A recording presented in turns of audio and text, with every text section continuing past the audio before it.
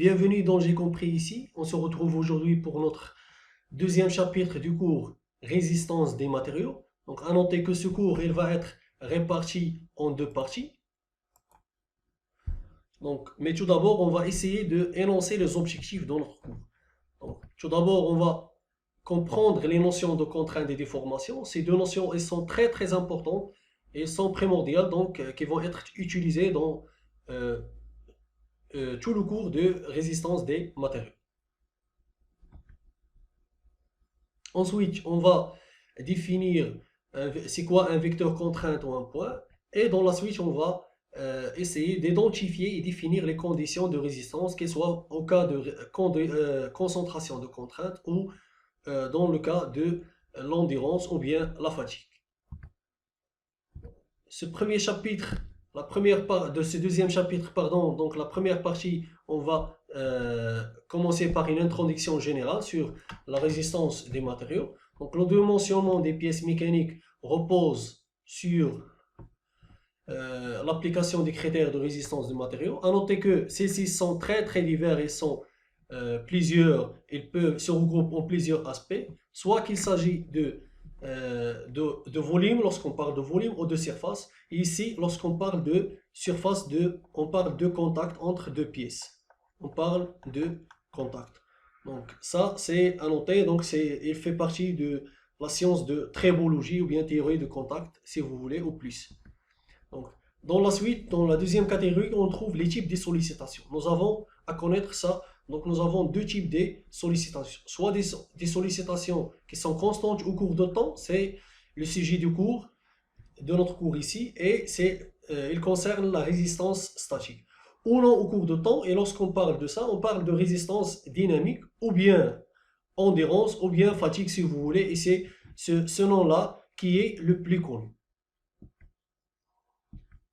Maintenant, on va essayer de définir c'est quoi contrainte et déformation. Donc, vous vous rappelez bien sûr l'une des hypothèses les plus importantes liées à la résistance des matériaux. Il se focalise sur le comportement des matériaux. Donc, on a dit qu'on suppose on admet que chaque point, plutôt, contrainte et déformation sont proportionnelles. Ici, on parle de loi de linéarité. Ça veut dire quoi? Pour cela, les notions de contrainte et déformation sont largement utilisées et c'est pour cela qu'il faut savoir caractériser chaque nom par ses critères spécifiques.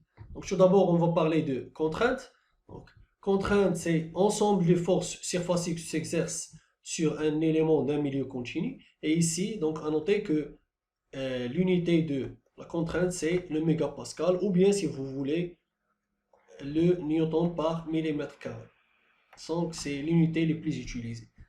Donc, ces forces, elles peuvent être soit, ce sont normales à la surface, si nous avons deux solides, donc et nous avons notre solide, elle a donc une contrainte appliquée, donc qu'on va noter donc dans la suite C, au point M soi-disant, donc porté par un vecteur n, c'est le vecteur directeur normal à la surface.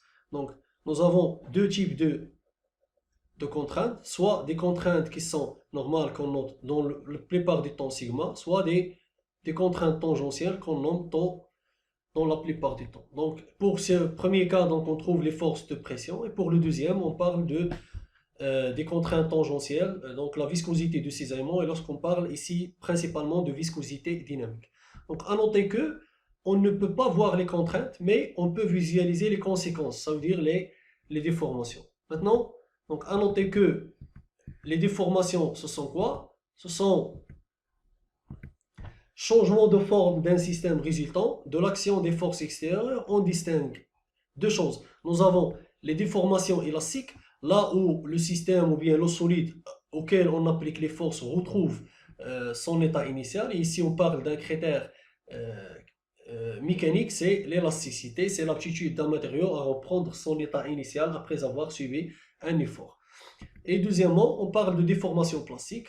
Et ici, dans le domaine plastique, donc il est connu par que le système ne retrouve pas spontanément sa forme initiale. Et ça, ce domaine-là, il est très utilisé par les gens qui travaillent dans le domaine de déformation plastique. Ça veut dire on parle de forgeage, de pliage ou bien autre procédés d'obtention de pièces travaillant dans ce domaine. Donc, après avoir donné donc, une définition, donc on va parler de vecteur contrainte en un point. Donc, tout d'abord, on va commencer par une petite définition. Donc, nous avons donc, notre pièce, donc, elle est ici. Donc, nous avons essayé de faire une coupe fictive par un plan donc, incliné. Donc, pourquoi un plan incliné? On va l'énoncer dans la suite. Donc, nous avons deux parties, la partie 1 et la partie 2. On connaît que les efforts de cohésion que nous avons définis en première partie, en premier chapitre de ce cours, que ce sont les efforts que applique donc, le deuxième tronçon de notre poutre sur le premier tronçon. Maintenant, donc, à noter que la loi de répartition donc, de notre dans S des surfaces des efforts pardon, est inconnue, ça veut dire qu'on ne peut pas savoir donc les efforts, la répartition des efforts dans cette partie-là de section fictive. Et pourquoi nous avons fait donc une coupe inclinée? Pour ne pas confondre donc notre vecteur contrainte. Donc voilà notre vecteur contrainte. Donc il est noté Cm, donc porté par le vecteur n. Ou bien on peut, dans certains cas, on peut le trouver noté T. Donc T, donc M, donc porté par le vecteur n. Ou bien si vous voulez, donc C. Donc C, donc point M porté par le vecteur n. Donc ces deux notations elles sont très utilisées. Pardon. Donc après dans la suite nous avons n, c'est le vecteur directeur normal donc à la surface donc S phi, c'est le vecteur normal à la section S phi. Donc à noter que ici nous avons donc delta F, c'est l'action mécanique élémentaire au point M. Donc nous avons choisi donc, un point M au hasard appartenant à notre surface fictive suivant le plan de coupe fictif, donc S phi. Donc nous avons ici pris un point M. Donc à noter que delta F, c'est principalement l'action mécanique élémentaire au point M, l'action donc élémentaire au point M. Donc à noter que delta S, c'est l'élément de surface entourant le point M, c'est donc l'élément de surface entourant le point M.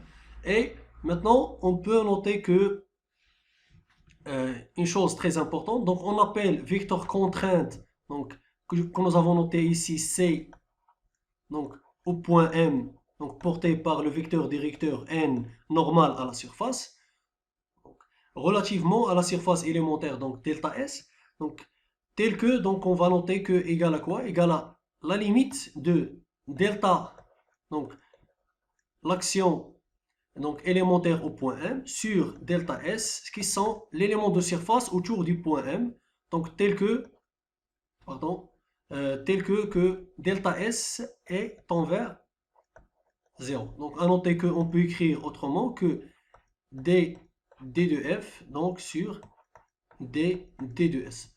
Donc dans la suite, donc, on va essayer de noter toujours donc, notre vecteur contrainte C ou bien T, comme nous avons dit tout à l'heure, appliqué au point 1 porté par le vecteur directeur n, donc normal à la surface, et non pas donc, égal à d de f sur d de s, ça veut dire des efforts appliqués sur une section. Donc, dans la suite, on va essayer de rédiger donc, les éléments de réduction de ce vecteur contrainte en un point.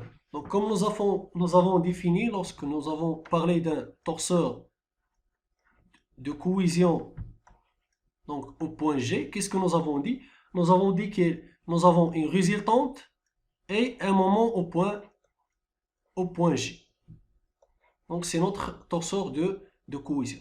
Donc, à noter que d'après la relation que nous avons vient de voir que nous avons noté que C, donc le vecteur contrainte au point 1 porté par le vecteur n, égale à quoi? Égale à élément de sur vecteur force sur l'élément de surface. Donc, maintenant, on peut noter que notre quantité de force va égal à quoi? Et c'est égal à D de S multiplié par vecteur contrainte C M de N.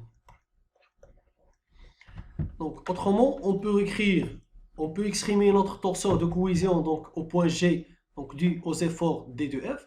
Donc, on va le noter, donc, torseur de cohésion donc, au point G. Donc, notre résultante dynamique, pardon, notre résultante, donc, elle va égale à l'intégrale double, donc, suivant l'application de l'élément de surface, donc T de S, qui va égal à C, donc M porté par le directeur N, fois D de S.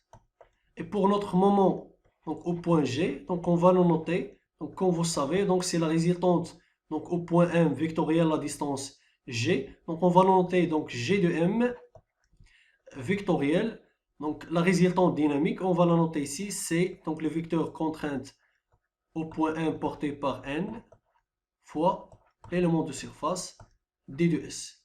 Donc ça, c'est une notation donc, générale du torseur de cohésion, donc due à l'action mécanique élémentaire au point M. Donc nous avons fait le transport vers le point G.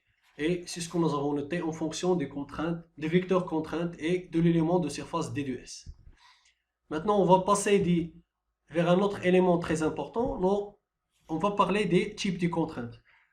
Donc, à noter que la contrainte est une grandeur vectorielle. Donc, il faut bien marquer ça.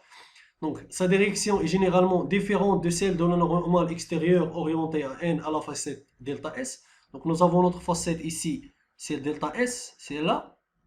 Nous avons notre vecteur n, il est toujours normal à notre vecteur d de S, sauf qu'il ne faut pas mettre cette erreur-là. Donc, de noter que C de M est porté par N. Donc, ce n'est pas le cas. Donc, maintenant, on va parler de sigma et de tau. Voilà, notre sigma et tau. Donc, à noter que sigma, c'est quoi? C'est la contrainte normale. Donc, son nom, c'est la contrainte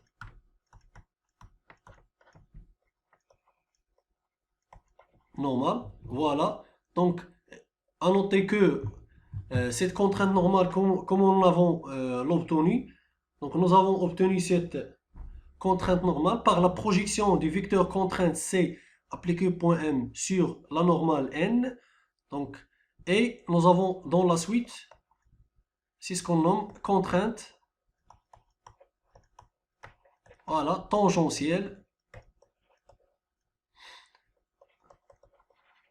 Donc, les contraintes tangentielles, donc c'est la projection des vecteurs contraintes au point M porté par N sur le plan de facette delta S. Donc, nous avons projeté C de M sur le plan, voilà, de delta S. Donc, autre chose, donc on peut noter autrement donc le vecteur contrainte donc appliqué au point M par N par donc ces deux composantes, ça veut dire la contrainte normale portée par N plus la contrainte tangentielle portée par T. Donc à noter que T elle est tangentielle à l'élément de surface delta S autour du point M. Donc à noter que aussi que sigma, donc la contrainte normale est tau. Donc ici, ce que nous avons été, ce sont les composantes algébriques de la contrainte dans le repère MNT. Donc ce sont les composantes, on va noter ça, donc les composantes algébriques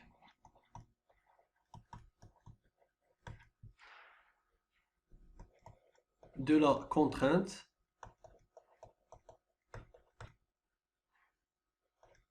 dans le repère